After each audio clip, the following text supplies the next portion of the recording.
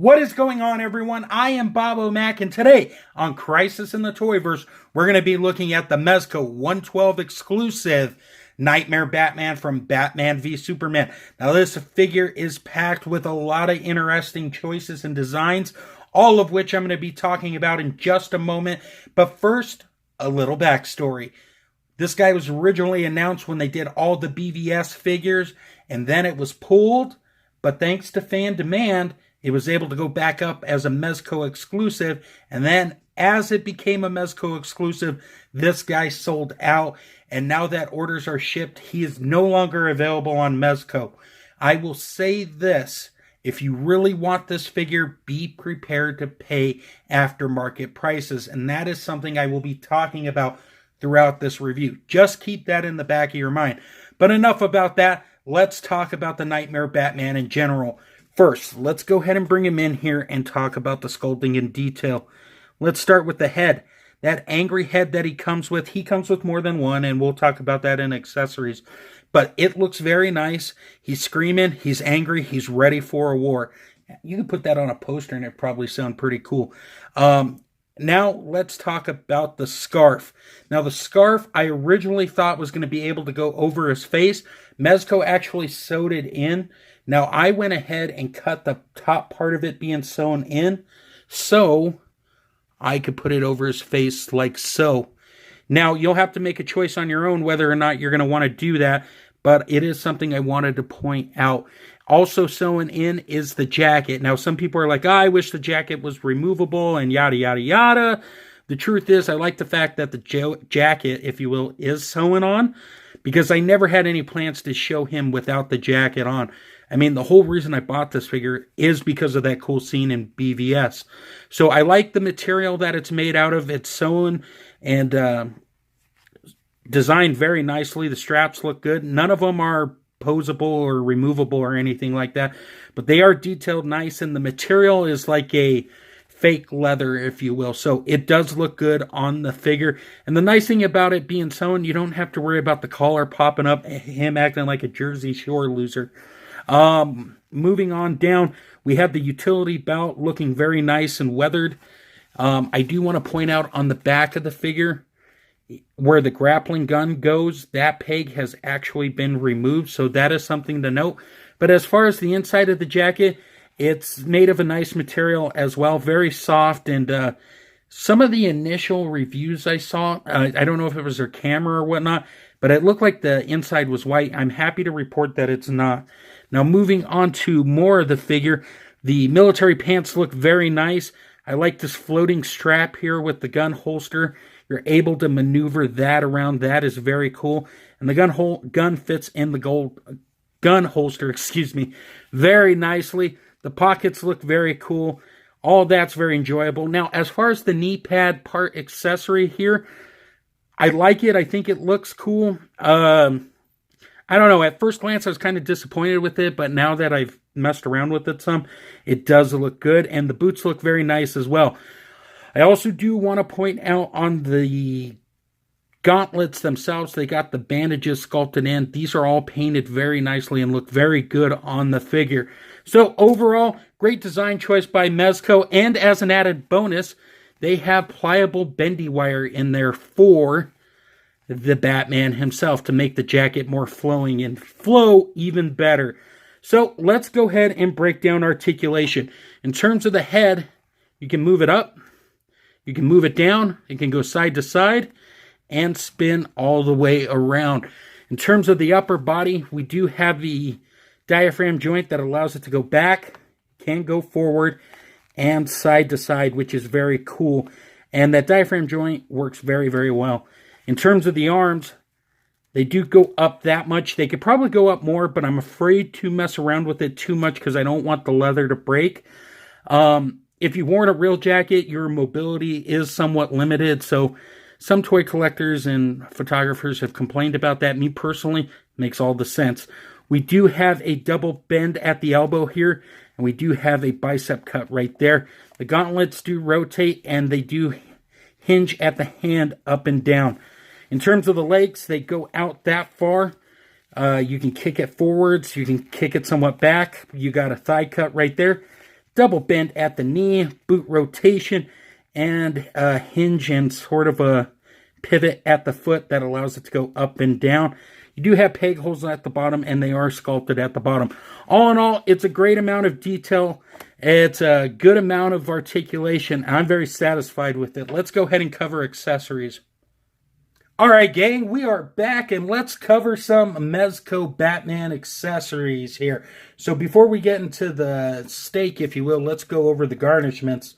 We got the 112 collective bag, always important for storing all your Mezco accessories. We got the display base with the BVS logo on it, looks very nice.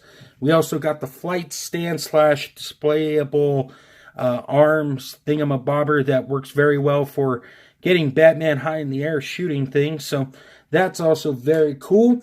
And now let's talk about the other things. First, let's talk about the weapons. So we got two guns here. The first one being the assault rifle. As you can see, it has an amazing amount of detail on it, from the handkerchief that's painted very nice at the top. And on the back of the gun, we have the duct tape along with the Joker card.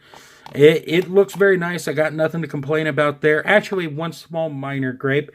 I wish it would have came with a strap so Batman could hold it on his shoulders and stuff.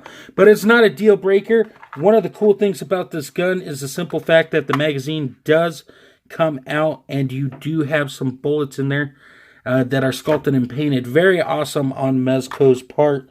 Now the second gun we have is the handgun that sits in his gun holster at the bottom of his right leg.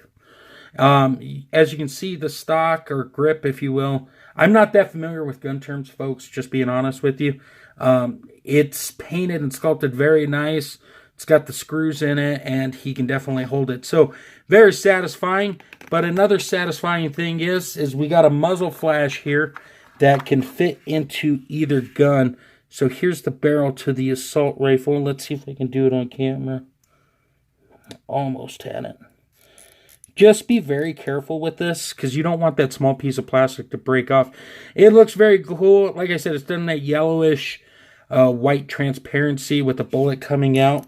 And the cool thing about it is it also fits inside the handgun as well.